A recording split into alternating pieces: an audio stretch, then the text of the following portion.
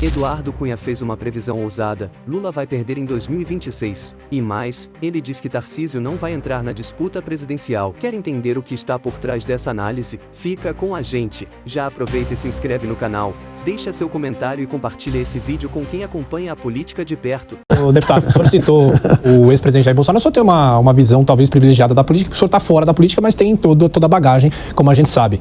O senhor acha que em 2026, o senhor falou que ele deveria estar elegível, disputar a eleição. Se ele não puder disputar, o senhor acha que ele deveria indicar alguém da família, alguém próximo, ou talvez o governador Freitas, de alguém desse centro-direita, desse aspecto, desse campo político, como o senhor citou? Olha, eu acho o seguinte, eu acho que a eleição de 2026 vai ser uma repetição do que aconteceu em 2022 no sentido contrário, né? Em 2022, não foi o Lula que ganhou a eleição, foi o Bolsonaro que perdeu.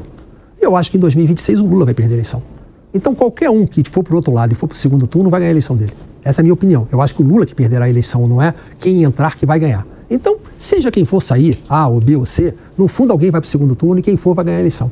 Se vai ser alguém da família do Bolsonaro, se vai ser um governador, eu não acredito que seja o Tarcísio, até porque o Tarcísio tem que tomar uma decisão em março de se renunciar ao mandato de governador de São Paulo para ficar em stand-by para disputar uma possível candidatura. Duvido que ele faça isso. Eu acho que esse processo não vai estar definido em março.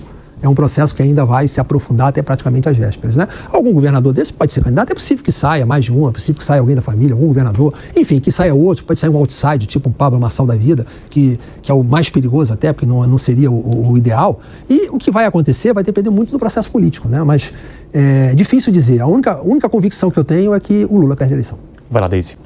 Presidente, então, falando nisso, o Lula perde a eleição. E qual seria o futuro da esquerda e do PT? Porque o Lula não está fazendo sucessor. Como que o senhor vê a esquerda no Brasil?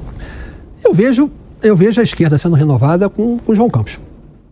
Eu acho que vai acabar. Eu acho que o futuro do PT, quando perder a eleição, se perder, efetivamente, claro que eu posso estar errado, pode acontecer o contrário, eles podem ganhar. Enfim, pode ser mais uma opinião de torcida minha do que necessariamente uma opinião factual. Eu tenho essa opinião, mas pode não corresponder. Se corresponder à minha opinião à realidade, é claro que o PT vai sofrer uma derrocada grande. E aí quem está emergindo, por ser jovem, por ter uma escola política forte, como filho do Eduardo Campos, que eu convivi muito bem, era muito meu amigo, a gente sabe que a bagagem que o menino está adquirindo, ao mesmo tempo ele é bom em rede social, ele está mais conectado para poder fazer esse enfrentamento. Eu acho que naturalmente vai ser o herdeiro. Tanto que essa ascensão dele à presidência do partido ontem, a eleição dele de governador, ele vai chegar aonde ele puder ser candidato a presidente, já tendo sido deputado federal, 2 vezes prefeito e provavelmente 2 vezes governador. Vai chegar com bagagem, é para ficar atento. Túlio? Deputado, nesse tabuleiro político, eu entendo que há uma polarização entre direita e esquerda desde a Constituição de 88, na verdade. Collor primeiro assumiu o papel da captação dos eleitores de direita, depois o PSDB num longo período, né? O Alckmin tentou fazer isso e foi furado, né, pelo Bolsonaro, furado entre aspas pelo Bolsonaro, e agora me parece que com o Lula enfraquecido, de um lado, e com o Bolsonaro inelegível do outro lado, é a grande oportunidade do Centrão finalmente emplacar uma terceira via. Nós vimos isso, assistimos isso na eleição aqui na Prefeitura de São Paulo. Aquele que se aliou com o centro, política às vezes é matemática, né? 1/3 de eleitores da direita, 1/3 de eleitores da esquerda e 1/3 que ficam ali ao centro. Se esses players da direita e da esquerda estão afastados, ou afastado um, né? O outro com a popularidade baixa, mas e se há uma união entre essas forças de centro? A gente está vendo o movimento dos governadores recentemente, Eduardo Leite, né, migrando de partido, os governadores conversando. Será que não é finalmente a oportunidade do centro emplacar uma candidatura principal? Túlio, eu não acredito. Vou te explicar por quê. Primeiro, você está correto que desde 88 é assim. No meu livro, Tchau Querida, eu faço uma digressão de todas as eleições presidenciais e abordo exatamente isso que você falou. O PSDB representou a direita, o Collor foi à direita. Tudo isso aconteceu e realmente é verdade. Isso só mostra que a gente sempre teve essa polarização. Só que era uma polarização envergonhada. Depois de Bolsonaro, as pessoas perderam a vergonha de se declararem de direita ou assumirem a posição de militarem pela direita. E sem rede social também, né? Uma polarização sem rede social. Sim, mas ela existia. Ela existia e era muito forte. Eu vivi a eleição do Collor, eu trabalhei na eleição do Collor, eu vi bem como aquilo aconteceu. O Collor derrotou o Lula, foi o Lula que perdeu a eleição mesmo naquele momento, né? E ali quase foi o Brizola. Talvez se tivesse sido o Brizola, o Collor tivesse perdido. Foi por muito pouco a diferença. Mas por que eu não acredito na tua tese? Eu vou te dizer por quê.